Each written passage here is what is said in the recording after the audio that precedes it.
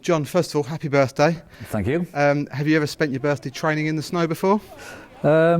Maybe not in the snow, but this is probably my 11th year now doing the under-17s, and we've managed to reach every elite round in that period of time, and consequently with it, the sort of final decision has to be made by the 31st of March whether you qualified or not. So invariably I tend to be on my birthday either in England or some other country around Europe. How have you found the get-together generally so far?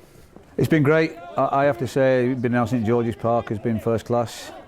Familiar surroundings for the players. We obviously came here in August when we had a friendly tournament here. They came back again in October before we flew out, for the qualifying round. And familiarity I think is good, and I think they need that sometimes just to sort of settle them down and be familiar with the place.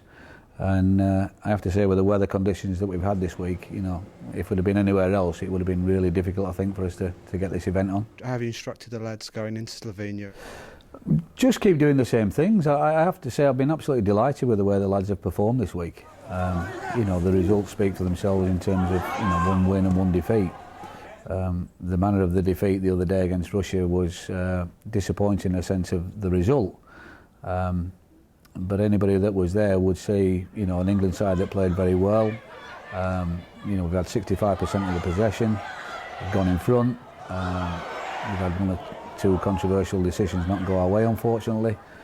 And we've also seen 2 wonder goals from the Russians, which I'm sure you wouldn't see again if you sort of played football for the next year. There was 2 outstanding goals.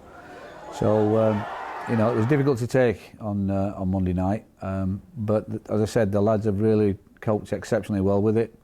They have to deal with disappointment, deal with adversity, and they seem quite brimming with confidence at the moment. So we're going into the last game knowing that we have to score some goals and more importantly, I think, keep producing the performances that we've done so far. How important are these tournaments for the lads' development?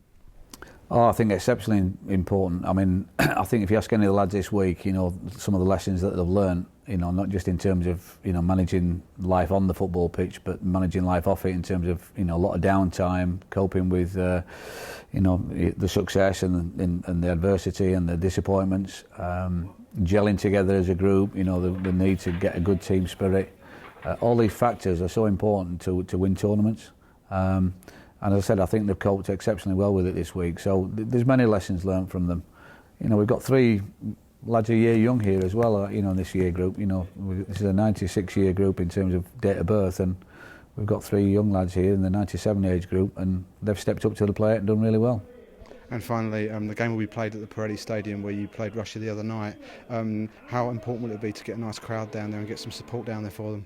Yeah, if we could, that'd be fantastic. I mean, admittedly, it's it's an afternoon kick-off on a Thursday afternoon prior to Easter, so we hope that we're going to get a decent crowd. But if people are around and want to see some good players on show and see a competitive game going ahead with the sort of young players of the future, then please come down to the Pirelli and Burton and Albion have been great as always in terms of staging the event, and I think it should be an exciting game and we'll be giving it our best shot, and I say we're really looking forward to the afternoon.